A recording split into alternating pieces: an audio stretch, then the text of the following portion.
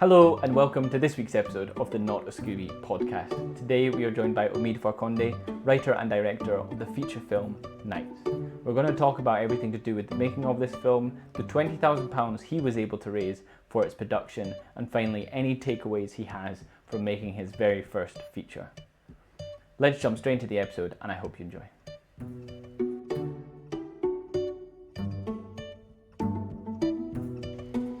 Hi Omid. Thank you for joining me on this week's episode of the Not a Scooby Podcast. Let's just jump straight into things. And with your debut feature, Nights, you had a really successful crowdfunder campaign.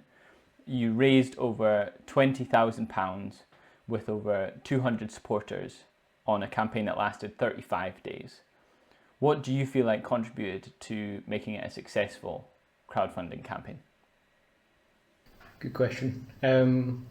So I think one main thing that I knew the crowdfunder would be successful is like having a big family. That was honestly like a reason, like, okay, this might actually work. So I've got like my mum's side in Dundee, they're all incredibly generous and there's a lot of them. And also just all my friends are very supportive of my film career. So everyone was kind of sharing it and the word got out there quite well.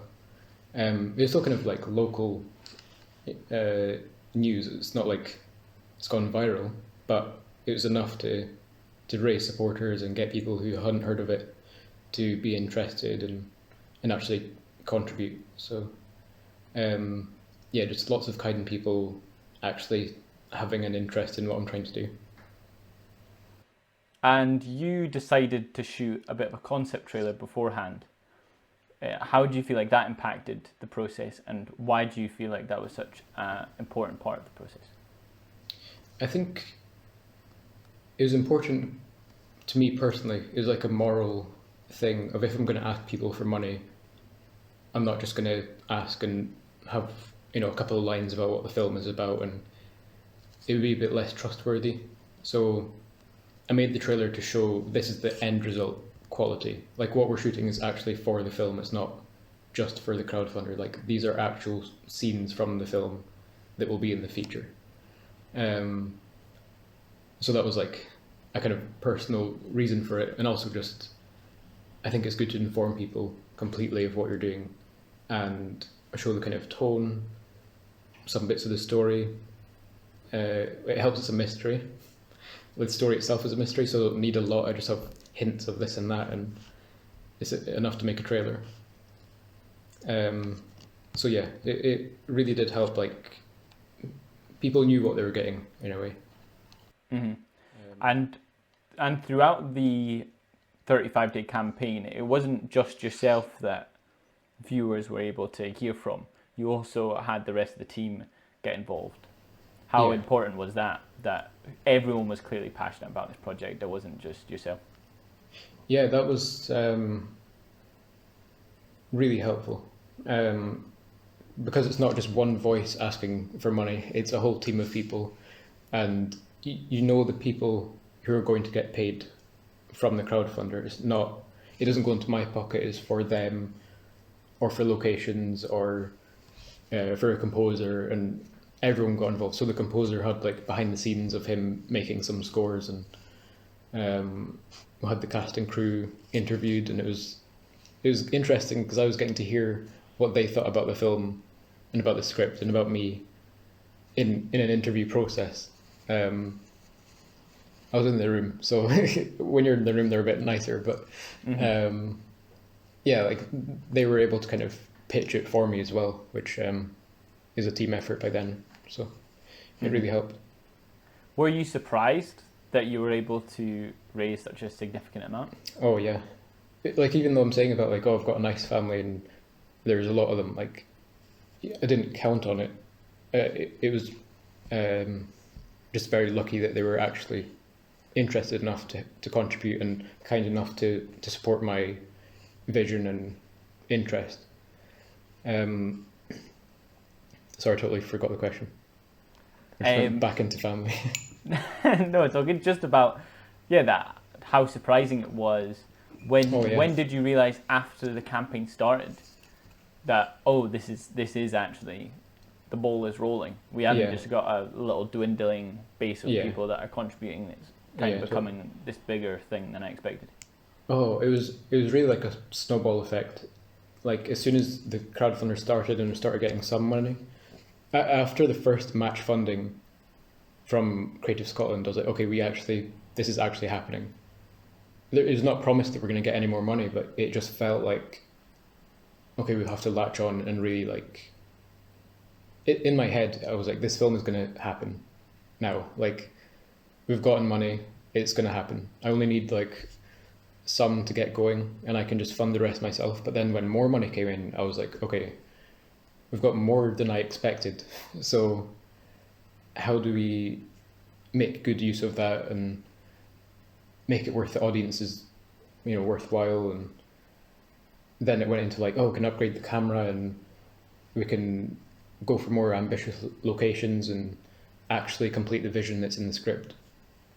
But there were also like smaller things, just like a local rapper chef who he shared the crowdfunder and he's like, oh, do you want to meet up and we can get a photo and let's chat about the project? And someone who I've never met or I didn't even know about before Nights has come out and kind of used his platform to get some eyes on it and to help support me. So totally unexpected, but very like, oh, that's really nice. It's really unexpected, and it's a totally selfless thing from him. Like he was just gonna, this sounds cool. He appreciates, creative people in Aberdeen. So he kind of boosted me there.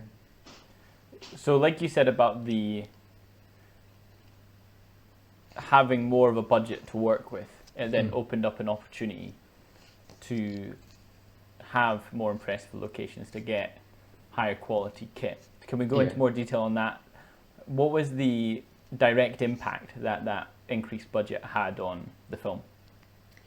I think, so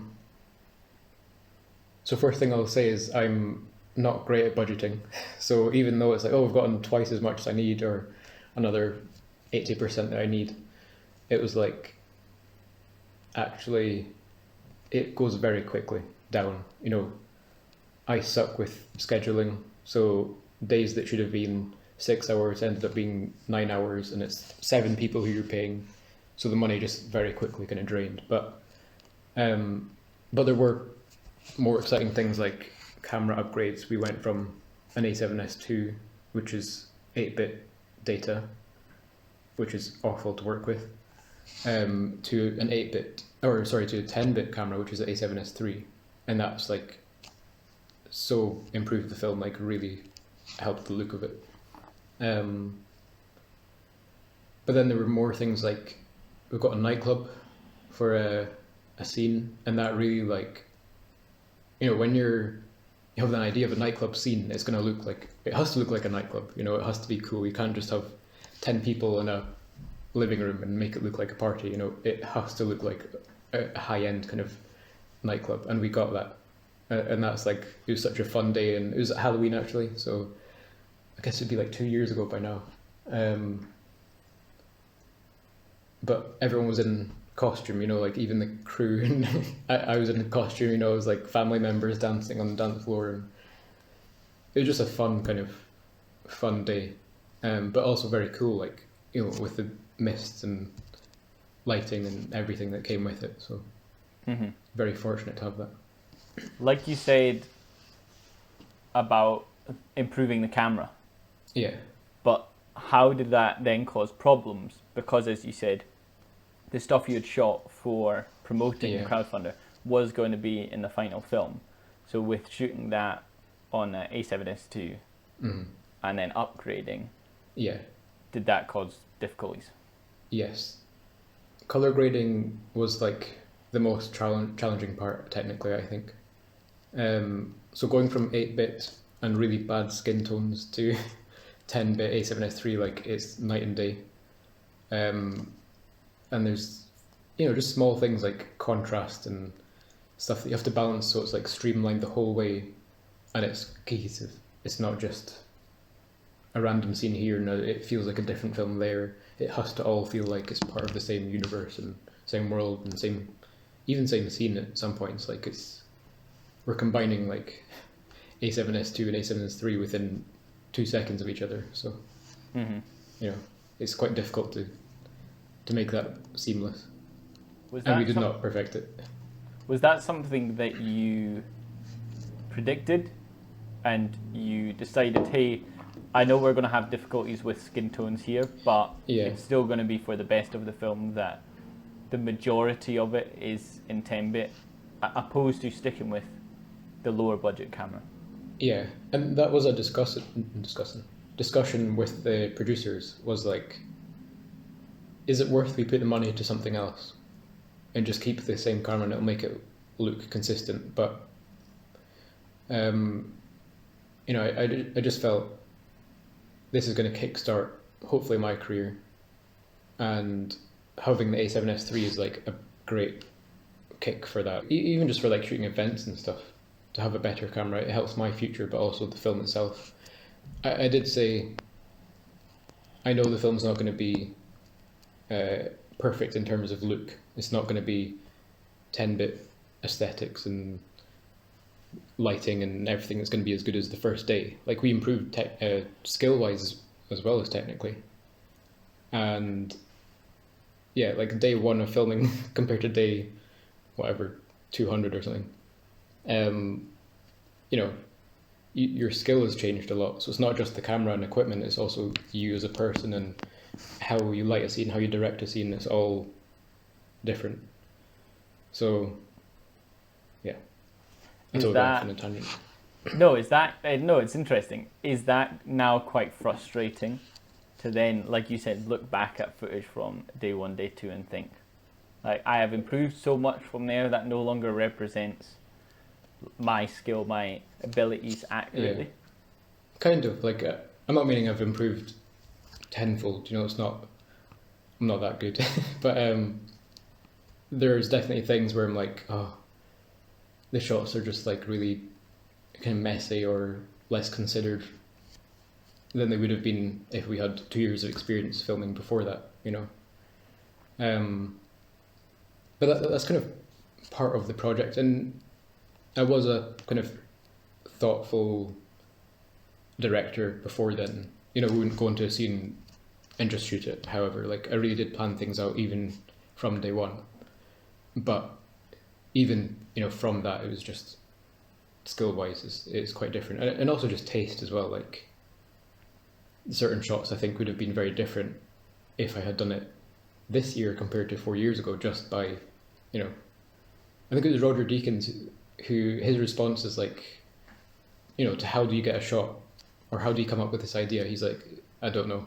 It's maybe the type of breakfast I had that morning, or, you know, there's no ethereal thing that comes into filmmaking. It's just like your opinions and your tastes and what suits the scene, your skill level, budget, but nothing more. Mm-hmm. And I think it's very interesting that you went to college, but you didn't go to uni. Mm-hmm. Do you feel like, to a certain extent, this was your alternative to the university experience? You've said that you started writing this straight out of college. So was this basically a substitute and a more... Do you feel like that was actually more effective than if you were to go to uni? I know you can't really compare because you never went, but did you use that as a sort of educational training ground? 100%, yeah. Like, I think it's in the crowdfunder, like, I'm making this film so I can learn to make a film. That is the method of this. But it was also the story. Like, I don't think this would have worked as a short film, like 7 minutes or 15 minutes. Like, I think it needed to be an hour long to tell the story that I was going for. But yeah, it's a bit, you can't really tell. But I purposely went into it saying this is going to be my film school. I'm not going to go to uni. You know, there's benefits that I know of from going to uni, which is people that you can meet, and you're now working with people that are really passionate about sound or set design or producer or cinematographer. But I kind of had my team and I had my vision, and I was like, I'll just make a feature film. Like, I'm set. I don't know if I would have like in hindsight, if that was the best idea. I probably should have made a few more short films and, you know, upped my skill a little bit more. But again, it's like, I just want to learn how to make a film by making a film. And that's another thing, I'm set on feature filmmaking as a kind of career. So why not just dive into the deep end? Mm-hmm. Baptism by fire. Oh yeah, 100%. Yeah. Let's talk about the cast and the crew, because it's hard enough to get people invested in a short-term project, but obviously this is a massive undertaking. Yeah. It spanned such a long period of time. Firstly, with crew, the ones that stayed throughout, what was that experience like? Did you expect that to be the case? Were you prepared for, maybe I'm going to lose some crucial team members? But I think one noticeable one is that your cinematographer, Alex, stayed throughout. Because obviously that would have impacted the whole film so significantly. Yeah. If you suddenly switched up DP, I feel like everyone, you know, your parents, your distant family members included, that aren't in film, would have a sudden subconscious something switched up here. Yeah. So just general casting crew, kind of. Yeah, but then I think also how important was your relationship with Alex throughout that process? Yeah. What impact did he have on the film? So with Alex, he was very early on, like. So as I was writing it though, I was thinking I was going to shoot the whole film myself, and that was like a kind of. And I did shoot some of the film, but only like 10% or something, or less. But he's such a good cinematographer that I could have trusted him with any shot, and he would be able to do it. Like, stylistically, he could probably do anything. But it was that thing of, do I want to be a director or do I want to be a cinematographer? And there are people who can do both, and are in the industry doing both, and that's like very impressive. But I had to be committed to one or the other, and it was director. So I let go of the ego, and I was like, okay, no ego, just good people. And Alex was a great person to work with. Like, he's a good friend as well, so that helps. And I think it did become a team project. Like, it was definitely mine in terms of they knew they were bringing my vision to life. It wasn't like a thing that I could just delegate to Matthew or Alex and say, go shoot the film. Like, it was my project and they were helping me with it. But when there were things like COVID delays or recasting, they were also feeling like the frustration from that, or the like, how can we continue, you know? And there were points of like, should we continue or not? You know, like, there were not really as a team, like, I wouldn't let the team think that, you know, like, we're going to make this to the end, but there were moments of, should we just cut this project here? Like, it's not coming to life, or I can just get on with it and hope they see it through to the end as well. And I was fortunate that so many of them did, you know. And it shows who they are. Like, they're very helpful, kind, committed people. And the budget wasn't great. Like, it's not like it was paying their monthly wages. It was a bit of their monthly wages. So I think it kind of became a passion project for everyone, in a way. Mm-hmm. So when you had those moments, those doubts of, is this film ever going to be finished? Should we just, you know, it's sunken cost, shall we just quit here and move on with our lives and just take it as a loss? Yeah. How did you regain that motivation? What was it specifically that came to mind, or were these just sort of clouds every now and then that would come over and it would bring you down a bit and it would pass and you'd get back on the horse? Yeah. Or was there something specific?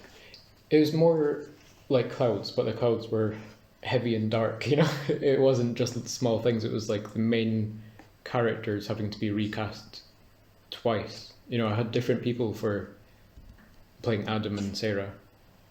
and we shot scenes with them. And then they were not on the project anymore, and then it was like, should I just quit? And I knew the moment I was going to recast the characters that I was going to see it through to the end, no matter what.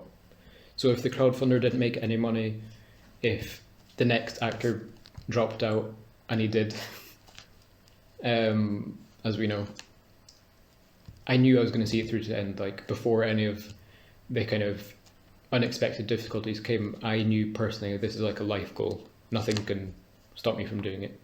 It's just going to take longer. It's not going to stop. And that's why it took 5 years.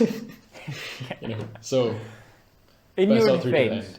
Yeah. in your defense, I would arguably have far less of an excuse for my short film Cattle, because it's taken me, I think, pretty much a similar length of time. I wrote it summer going into second year of college. Oh wow. But it's a short. Yeah. There was a lot of things that were making it an impossible film for me to make at the age of like 18. Mm-hmm. But we can go into that later. Yeah. But yeah, that long stretch, you said it's spanning over 5 years, but what were some of those unexpected disruptions that really weren't in your control at all? Well, the main one is definitely COVID. Like, so we started shooting, I think, with the core crew, which is like people we haven't recast since. Like, I think it was before COVID that we had pretty much everyone locked in. And that was a big impact. Like, it really impacted the project, where, you know, I'm immunosuppressed, so I'm number one, not the one to get COVID or I'm going to die kind of thing. Like, everyone else was very healthy and,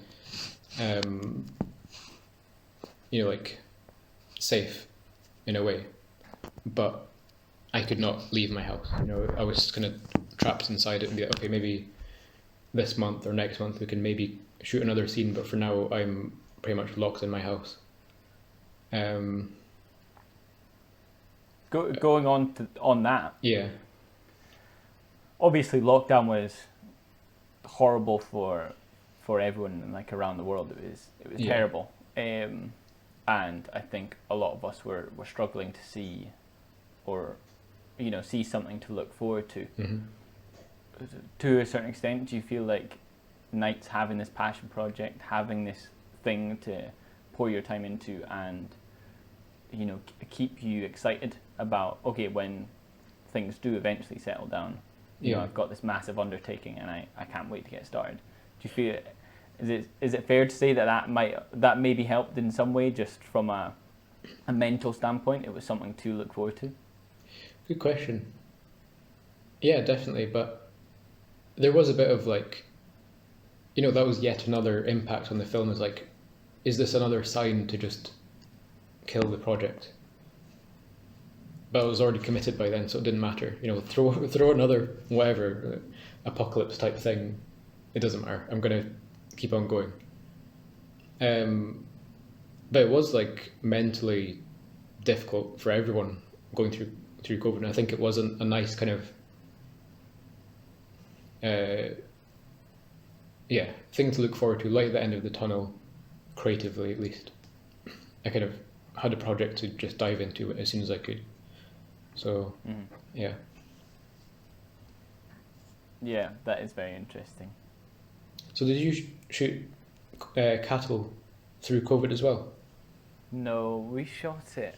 Oh, jeez, when did we shoot it? No, it was definitely after COVID. It was well after, actually. Yeah, I was in Aberdeen for lockdown. Moved to Glasgow, and I think a big motivator for me was I wrote it in summer going into second year of college, and I liked the script, but there was three big things we needed. We needed a farm, we needed a gun, and we needed a dead cow. Okay. And I was like, at that point, I had made something that you'd argue is one short film and a bunch of, like, video tests that we got thrown at us on a weekly basis at Nesco. But yeah, absolute impossible undertaking. I did actually try and shoot it in Aberdeen with the team wow. for my second year film. But within literally the first day of shooting, I just canned it. Wow. There was so many problems on that first day, and I did really like it, and I was like, I don't want this film basically to be wasted on, or this concept to be wasted on. Like I'm just not ready, so I'm gonna go make another film for my grad film. Yeah. And I'll return to this at some point. Wow. Yeah, and then so that was just in the can. Something that I consistently revisited, similarly going into fourth year of uni. What film am I going to make? Oh, should I make Cattle? Played around with it a bit. Similarly felt like, nope, still too big. Okay. Still too big to go after. So I made Traffic instead, which I was very happy with, but definitely a very different film. Then was a videographer, made Anti-Static Productions with Alex Cormack from college and a few other guys, Louis Martin as well actually. Oh yeah. And yeah, did that, and then went into like film and TV, was a floor runner, did Crowd, and I think that's when I started to think, okay, maybe I'm getting to this point, I'm meeting more and more people, I'm getting a better understanding of how film production should actually work. Funnily enough, one of the big things being an AD is scheduling, which I'm like you, naturally not gifted at scheduling at all. People always make fun of me for my time management, like time just gets away from me constantly. But now I do actually see it as one of my strengths, because I just got put in a situation where I had to. It was like, sink or swim with scheduling. Like if you can't do that as an AD, then you're screwed. You're going to be out of a job. So now it's actually quite a big strength of mine. So then we made a concept trailer with a lot of people that I had met through being on various sets. Yeah. And then I think it honestly came about because a few people, Cattle became a running joke within myself, Alex Cormack, Daniel Gregg, all these guys from college. It became a running joke that like, oh, Jack's never going to make Cattle. So I think almost out of spite, I was like, right, okay, this is happening now. Yeah. And it was hilarious that some of the biggest hurdles that we thought we were going to have to deal with, being the farm, we almost immediately, we had to do a bit of scouting, but when we found the right place, they were like, yeah, cool, no problem. Like, just don't be an inconvenience, don't bother the sheep. And I was like, yeah, we can do that. Yeah. Second one was building the cow. I had spoken to various people throughout years, people saying, yeah, I can do that. Me being like, really? And then it falling through almost immediately because someone's just agreed to something that they can't undertake. But then we met Geraldine, and yeah, she was just fantastic. She was so enthusiastic about the project. She had done similar, like, big scale things, although it's very funny because a lot of it was like a potato waffle, or it was like baked beans on toast. Okay. It was very much not animal related. But it really just came down to, we jumped on a video call and Geraldine was like keen and she was enthusiastic, and she understood that there was like massive budget restrictions, like no one was getting paid on that project. It was literally just a passion project, so we provided materials to work with, and she just absolutely blew out of the water, like a full life-size cow that obviously you put a camera right up against it, like there's no hair, there's no it's hollow, like it doesn't look like a cow. But then it was like, okay, well we'll just shoot a massive wide, and it worked for the scene anyway, because the two main characters, who had been such strong forces throughout the film, it was supposed to then feel like they were really insignificant and lacked control. Now the teenagers had sort of taken control from them. Okay. So yeah, shooting on a wide, I wouldn't ever think that it wasn't a cow. Wow.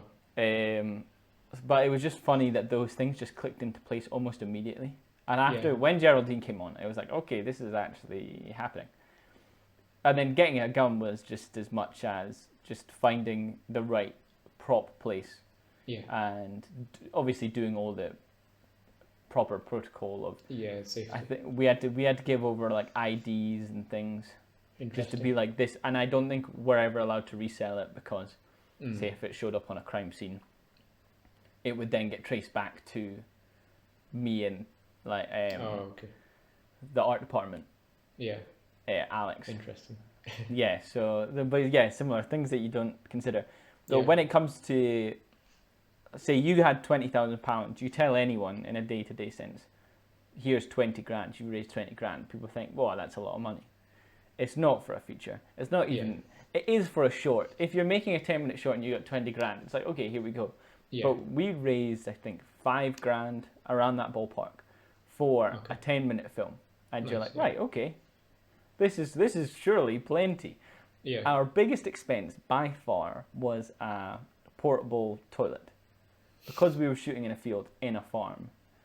The one thing was like, no, we need a private place for, obviously, people to go to the bathroom. Yeah. And so that was a daily expense. Got it driven there, got it taken away, got it cleaned, got it taken back. So that ended up by far being our largest expense. And it's just one of those things that I didn't really account for. Yeah. I didn't know it just was one of those things that pass you by until someone then says, oh, I shot in a forest once and we didn't have anywhere to go to the bathroom. I'm like, oh yeah, good point. And that's such a good example of making a film to learn filmmaking. Like, that's not something you get taught in a class or you can know beforehand. It's like you have to go through the experience and fail, and then you can, for your next project, be prepared and know that there should be budget for that. And it's just amazing how much you can learn from doing. Yeah, so in that case, what were those big lessons that you feel like you've learned that you weren't necessarily prepared for, that you don't feel like you did get taught in formal education, but would probably make the argument that it should be part of the curriculum and people should know about this? Not to throw any formal education under the bus, but no. There is a lot, and I went to both college and uni, there's a lot that becomes such an essential part of being in the industry that doesn't even get lightly grazed over in formal education. Simple things like radio etiquette and things like that. Yeah. No one, like, you show up on set, someone gives you a radio, and I'm like, where's the on switch? Yeah. And you're pressing a bunch of buttons, not realizing that you're live. Through. Exactly. Yeah, and if I press the button and they press the button, then you hear crackles. Yeah. So there's so much, and you can't just be standing there long. Like, you really need to be calculated about what you say before you go on the radio. Yeah, exactly. And just when someone says, I'm going 10-1. 10-1, like, 10-2. Yeah. Yeah. I started panicking because I was on I don't know if I can say this, but like Amazon TV show, I'll say. And it was just for like a week. But, the first thing I'm being taught is like 10-1 and 10-2. And I'm like panicking, like, oh my God, I have to learn this dictionary of codes. And it's like, no, it's just toilet. Yeah, it's really that's all you need. But my first jobs were as a location marshal. Okay. And there's like 100 of you, and they don't have time to tell you these things. So they literally, here's a radio, stand over there. Don't let people through when you hear this on the radio. Do let them through when you hear that. Probably don't talk on the radio unless you really have to. Yeah. So I think there is an argument and a case for, yes, we all want to be directors, DPs, producers, but often your entry into the industry is not going to be, you're very much taking a different path than I think what is expected. But a lot of people are going to start off as runner drivers, as location marshals. And it's probably a case of, well, then make people going into the industry the best and most prepared location marshals and runners that they can be, or production assistants. Because then they can go in and then they can immediately make an impact and impress people, instead of spending the first 9 weeks on a job literally just figuring things out. Yeah, exactly. Yeah. So sorry, the question being, no, it's good. to make a long question longer, is what lessons did you learn from nights that you didn't see coming and that you weren't prepared for through formal education? It's quite difficult because there's probably so much that should be coming to mind, and there's not a whole lot. Because there's some small things like, um, it's so like shite, but tax. Like having to know that you need a tax code to sell your film overseas. Like that is one of the biggest recent hurdles that I've had just to get the film online.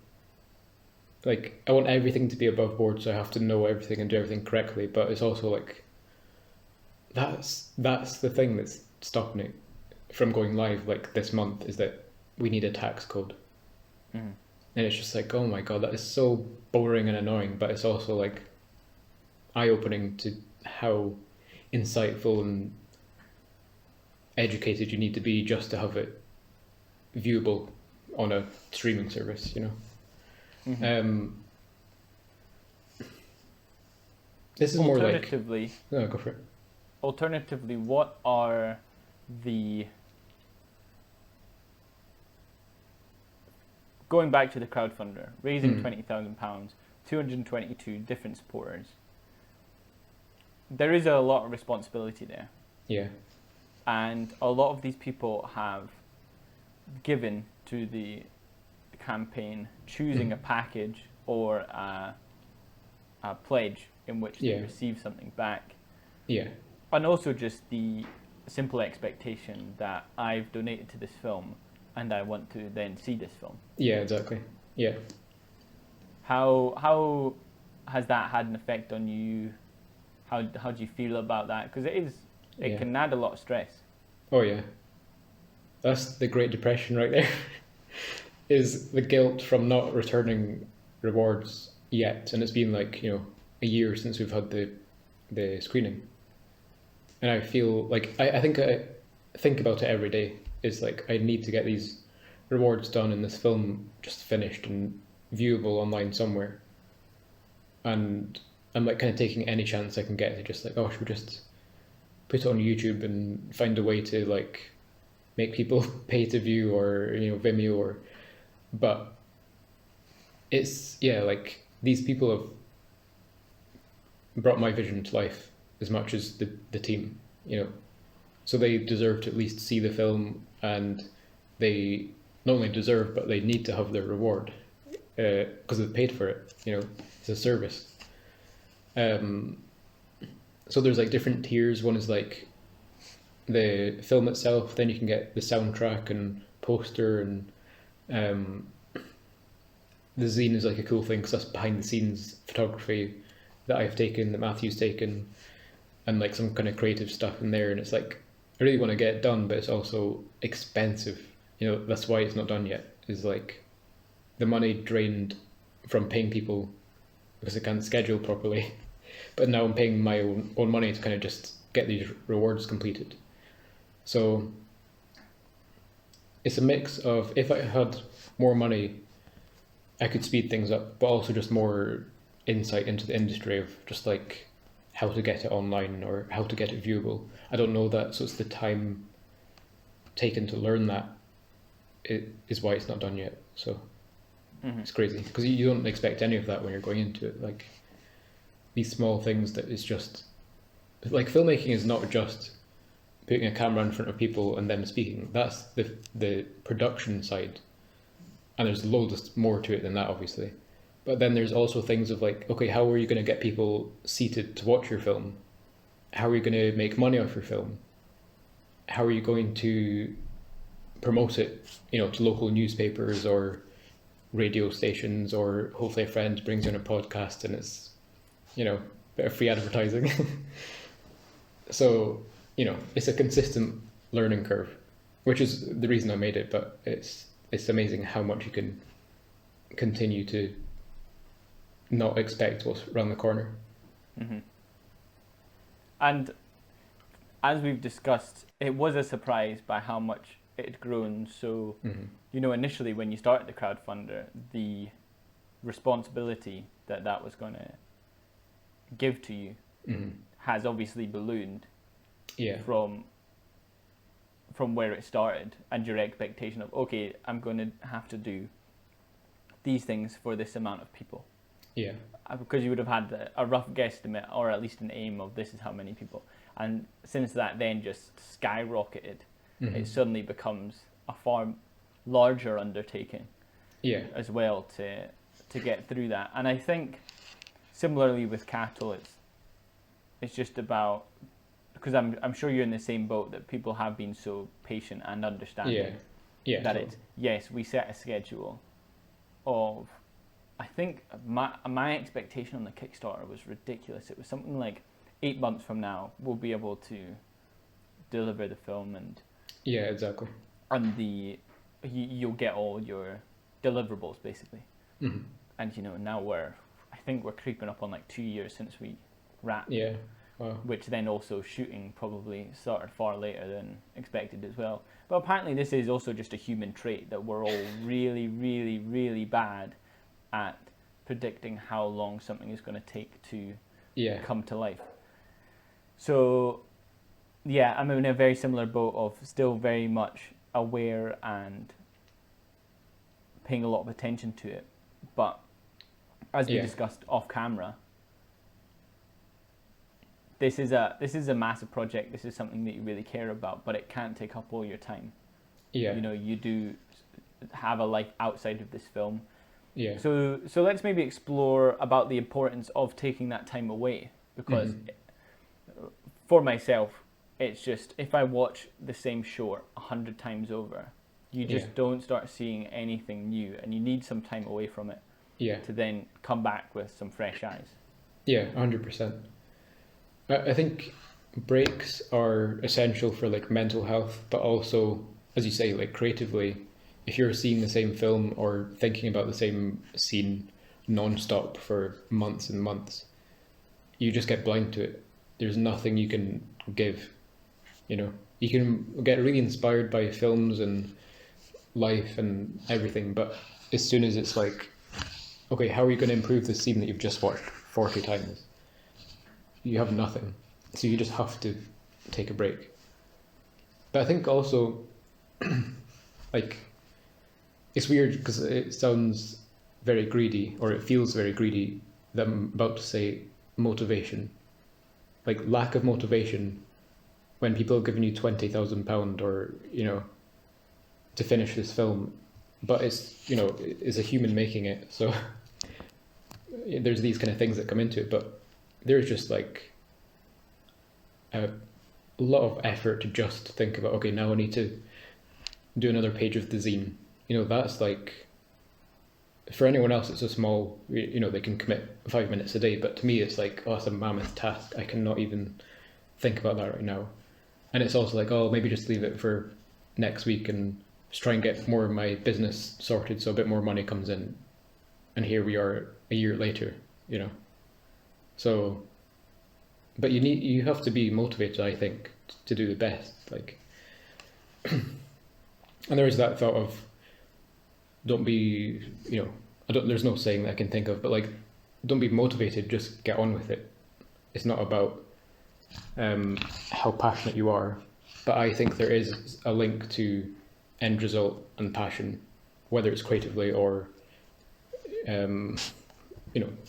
just like technically getting a film up there. I feel like I'll do it correctly if I'm actually paying attention to what site I'm on, or is it Amazon or YouTube, or I have to be excited about it, and then I'm like, okay, this is where we're going. So if you don't have breaks and you're just always like living in it, I think it could be quite like dire. Yeah. And what was the experience like going into post-production? Because Martin Scorsese said this, that he's like, if you watch your footage back, or you even watch like a rough cut, and you aren't sick to your stomach and think this is absolute garbage, then you've probably done something wrong. You probably played it a bit too safe. Yeah. And that's the same with me with every project. Most of the time when it's done, I'm like, this is so terrible. I can't imagine anyone watching this. Yeah. And then I give it a year, and I'm like, you know what? Yeah. My memory of that was that it was a hell of a lot worse than it actually is, or at least it is now. Yeah. And similarly, Quentin Tarantino said the same about he used making his first feature instead of going to film school, and Yeah. also he shot over months without watching the footage because he shot on film, I think, so Yeah. he couldn't necessarily play it back immediately. But then after months and months of shooting, he finally sits down to watch it, and he realizes that the film he thought he had is very different to the one that he's now sitting in front of. Yeah. So what was that experience of potentially shooting days you thinking, oh yeah, that was great, and then you see the footage and they're like, and then you have to then live with that and come to terms with the reality of I won't come to terms with it, but it is the reality of, like, you know, there were days on set where it was like I was getting emotional from what the actors were doing. You know, it was like really heavy, powerful stuff. And obviously, like, I connect to it, not, you know, thankfully not all of it directly, but at least creatively, and these characters I care about. And but then these actors are like giving these performances that are like really like, oh. But then you watch the scene in an audience with 150 people, which was like the premiere night, and I'm like, this scene feels so long. The scene should have cut 5 minutes ago, and we're just sat here, and you can feel the silence, and it's like, oh my god, that is painful. And it's not the performance; it's just the film. Like, you know, I don't know on my end how I can improve, but I think it's like just speed up and get on with it. Like, attention span is huge, and I like I kind of made this film as a, I don't know, word, like, in disagreement with how the industry is. Like, everything has to be so fantastical and explosions and all these things. It's like just more like I need a drama. I need something that's just like people, and you can have like supernatural, which is, to me, is like the kind of exciting, fun part of the film. But I also want to just sit people in a room and see what happens emotionally. You know, it's like a character going through a difficult relationship.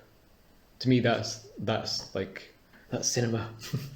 But it's not. It's really like the explosions and Marvel films, like, that is cinema as well. But to me, it's like that's a popcorn flick. I want something that you're gonna think about. You know, like when I look at the moon, I still think about nights, which is really weird. But it's like, if you can make a like visual or an emotion from something that's everyone can connect to, then that's interesting. Like, it just sparks a bit of the like childhood curiosity. So yeah, it was a weird like response to the industry, and like another reason I went for crowdfunder rather than like pitching the film to a studio or anything is I knew this would not get made by a studio. Like, the format of the film is like, first of all, it's an hour long, and the twist at the end is like, most people would put that in the first quarter, and after that is what most films would be. But I wanted the journey of going through that. I will not give spoilers, but like the change. That's my story. Like, my story is like when Spider-Man gets bitten, or Peter Parker gets bitten and turns into Spider-Man, and how that affects him. Like, in the film, it's like maybe 10 minutes or something, and then he's Spider-Man and it's all fun and games. But I was more like, okay, how do you make that a film in itself, of like, this person is going through this huge, weird, supernatural change. How is it affecting them emotionally and psychologically? And that's my film right there. So, yeah. Going back to the premiere, I feel like that is a bit of a hack for when you're stuck in an edit. Watching it with a room of people. Yeah. And it doesn't even need to be a room. Say, bring literally one person, or bring like two of your friends around and just be like, okay, guys, I'm stuck. Don't even give me notes. Like, just sit there. And it's not even about the feedback you get from them. It's the feedback that you that then comes to mind. You're sitting in a room and there's just the Self-conscious air about, changes. Yeah. And you're like, I feel uncomfortable. The room's uncomfortable. Yeah. And then you realize, oh yeah, this is what needs to change. And then in that moment, you probably felt during this premiere, this scene's way too long. You probably just wanted to stand up there. Okay, can I just go home now and like start cutting this differently? Yeah. But there were things that we did, like we would have we had one screening with the team before it was even halfway complete. Like there would be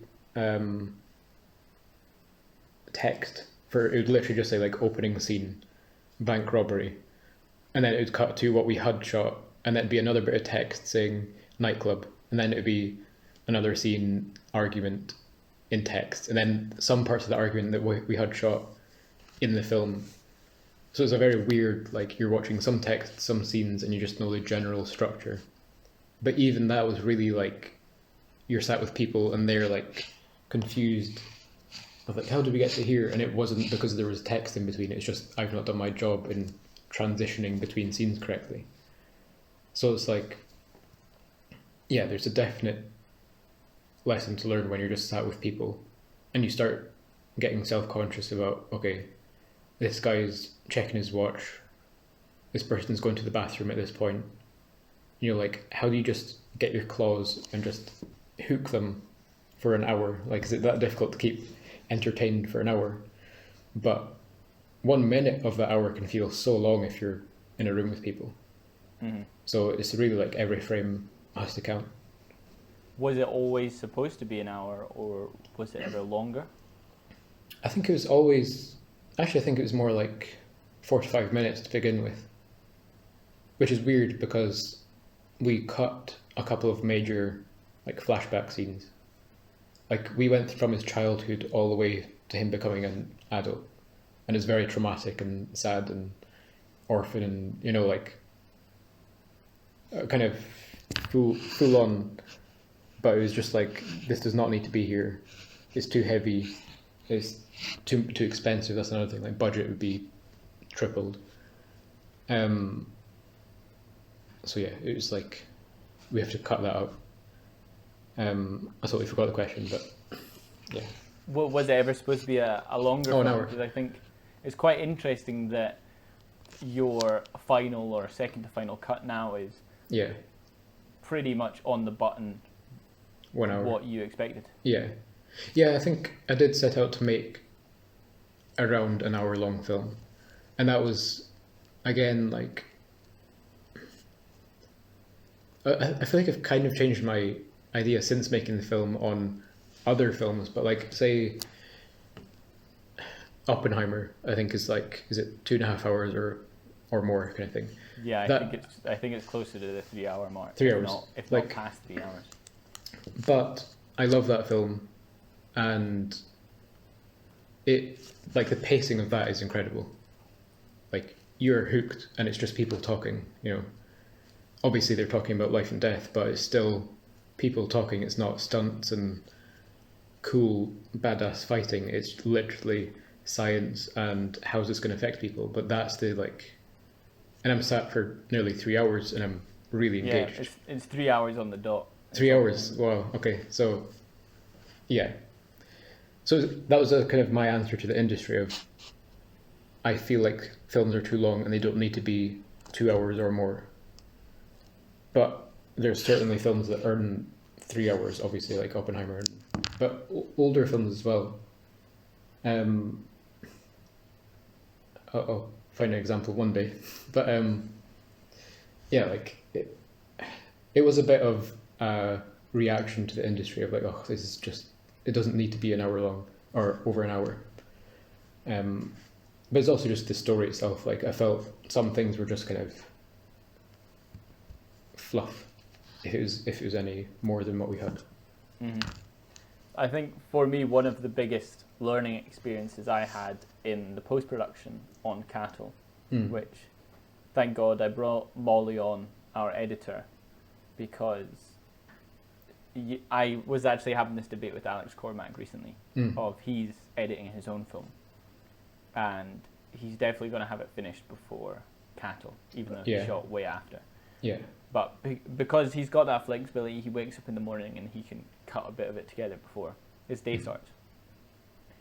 But the thing that was so essential that Molly brought to the project was chopping the runtime down gradually. And I was pushing back so much. And we would get in quite significant confrontations in the sense that we like blatantly disagreed on something.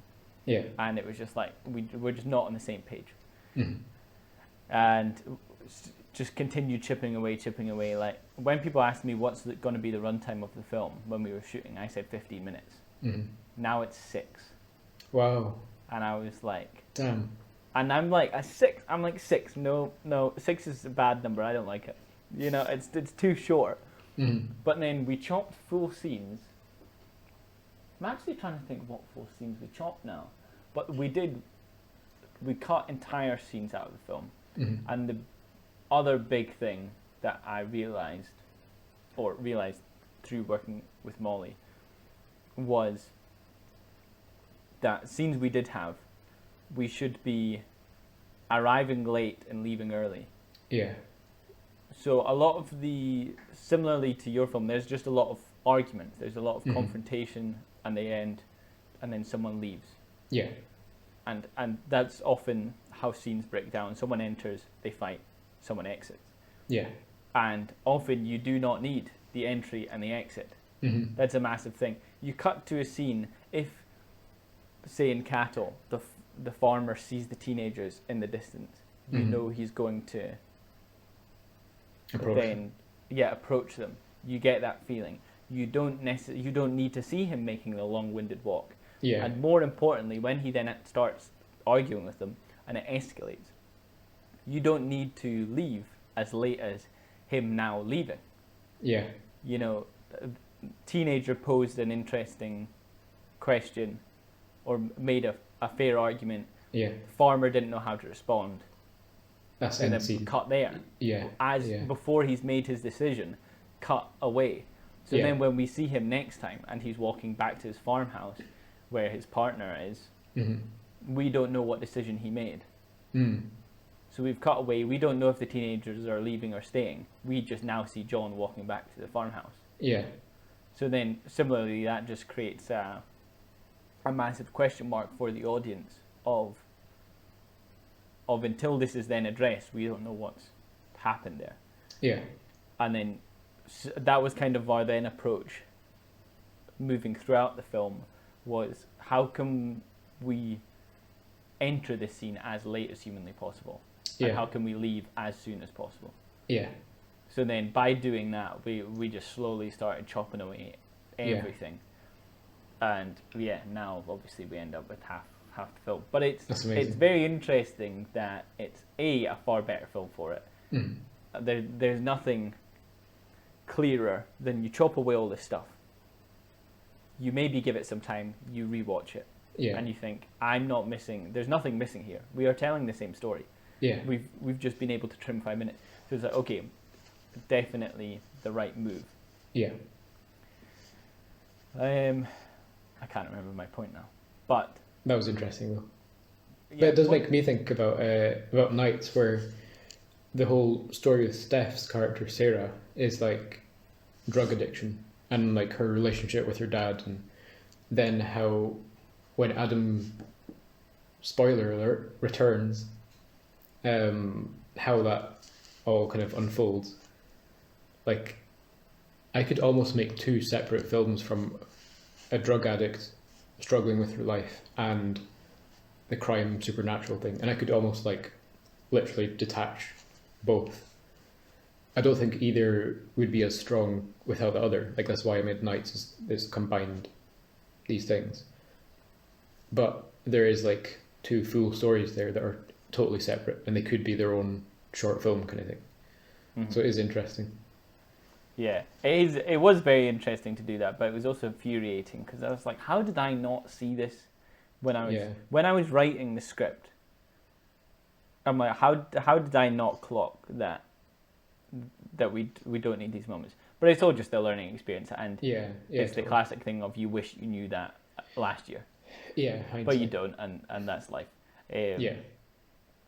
So now, sort of rounding up, I think we've explored a lot of interesting topics, particularly the reality and the downside of having so many people contribute to your crowdfunder, which seems like such a strange way of phrasing it, that it's like there is actually a downside, but people giving you so much, having such a high expectation of you, giving you so much responsibility, it does add stress, and and arguably, like I said, how it then exploded far beyond what you ever expected. It's arguably a responsibility that you didn't even ask for. It came to you, and you then had to make a go of it, and you're sort of continuing with that.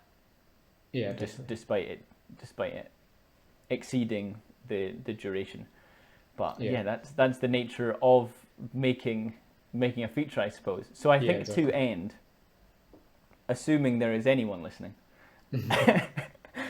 for people contemplating their first feature in a similar position to you, you've got recent graduates, I'm sure, itching to go, thinking, I'm going to come into the industry, I'm going to graduate, and I'm going to make a point.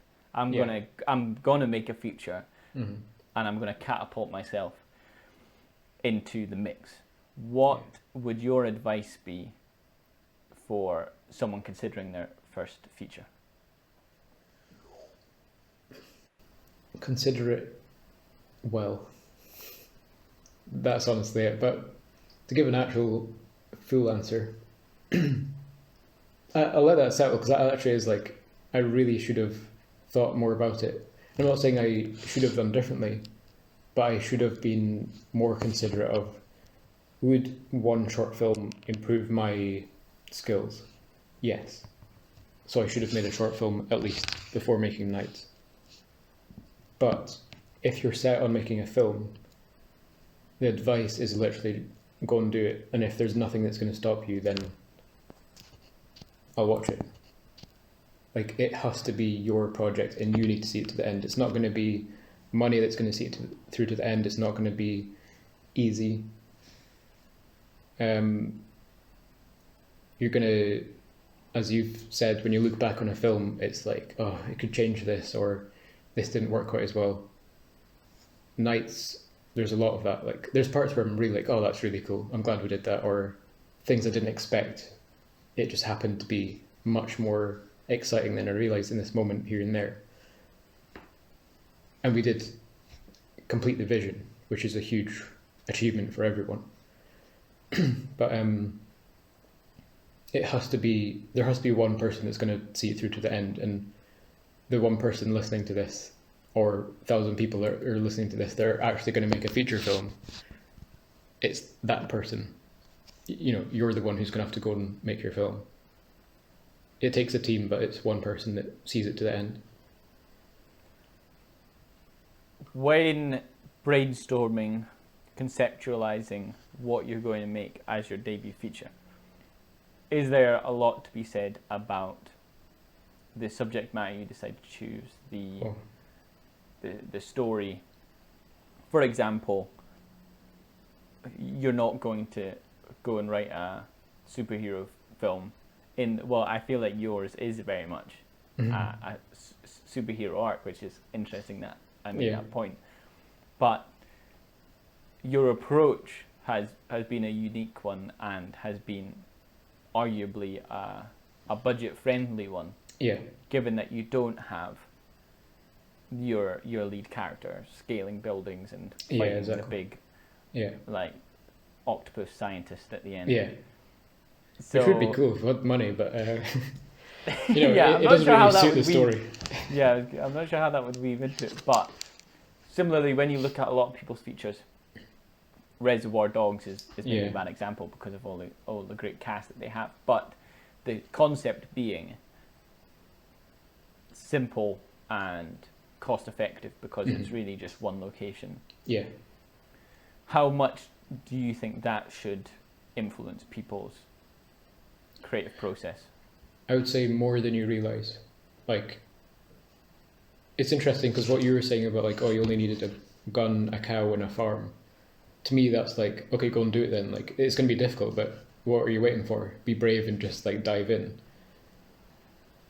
But like, and I'm really naive in that way, that I'm like, oh, we can get a nightclub, we'll get a bank robbery, but it's like, you can do it. It's just difficult, and there's going to be things that are going to get in the way. Because like the nightclub, yes, it's possible to get a nightclub. Yes, it's possible to get a train. The bigger difficulty is, where do I get the 250 people to fill these buildings or this train to make it feel alive and realistic?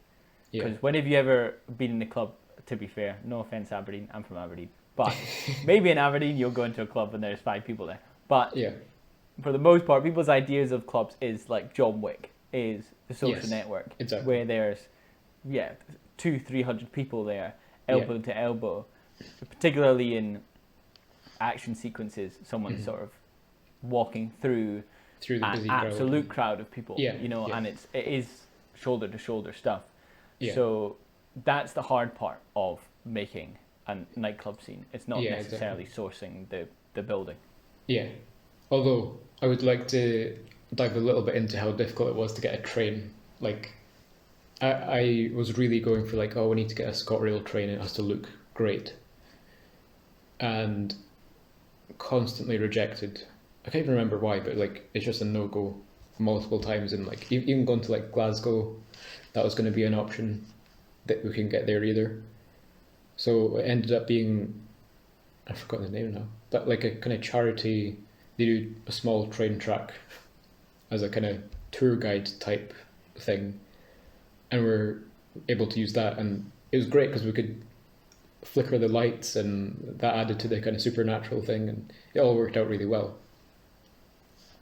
But like, just so difficult to get these locations. But it's like the actual making of the scene is the very difficult part. You'll find a way. It's just how. But is one of the pieces of advice not to write yourself into a corner where, okay, this film now can no longer be made unless we get this big thing that I've maybe. Basically, don't be so reliant on other people. So much of Nights takes place in a flat. Yeah. Ultimately, if everything fell through, if everyone that you knew wasn't going to give you a location, you could shoot that in your own bedroom. Yeah, exactly. Meanwhile, like the train, it was potentially one of those scenes, thankfully, arguably not something that you couldn't then rewrite around if you had to. Yeah. But don't make your climactic, really important, vital scene be essential. And it must location essentially budget be... Yeah, exactly. Yeah. Is there anything else that comes to mind that to your younger self, before you started Nights, you'd say, Omid, maybe keep an eye on this one? Oh. Well, one thing to kind of go on the point of like writing with budget in mind is knowing your skills and knowing what you definitely can do. And like, I do visual effects as well, and that was like something that, okay, I know I can enlarge the moon. I can do that, and I don't need to pay someone, hundreds or thousands of pounds for how many moon shots we've got in the film. But that's a time-saving thing and budget-saving thing, especially, is that I can just do it in my own spare time. So, like, if someone's a great prop master who's about to direct a film that's got these really incredible props, great, because you're going to save a lot of money if you just do it yourself. So that's the kind of like, writing in mind with what you can do. So sort of write what you know to a certain extent. Yeah, definitely. And I've heard that about like story-wise, you should write what you know. And definitely 50% I agree with. Like half of my film is probably surprisingly like personal to me that no one would really get or connect with. But when my sister read the script, she was like, yeah, I can see this and that directly in the film, which is quite interesting. But even writing what you know, I think is really important, at least in, are you fully interested in what you're writing about? you know, like have you seen Succession? Mm-hmm. So that is like, I have no interest in that world whatsoever, but that is such a good TV show. And I could never write something close to that, even in terms of like genre or style, but more directly like that world, kind of business side of things. I just don't know it whatsoever. But if you're passionate about something, or at least interested in something, you can write about it, yeah. And I think linking it to personal stuff is what makes it write what you know, yeah. Mm-hmm. And given that, whether you're prepared for it or not, or think it's going to take 2 years to do or not, reality is it probably is going to take twice, 3 times, 5 times as long as you expected. So when you are writing the script, or decide this is the script I'm going to make into a feature, being totally convinced that this is something that you're happy to live with for the next 5 years of your life. And 5 years from now, you're still going to look at this concept and be happy with it generally. Sure, maybe you'd want to change this line of dialogue and that.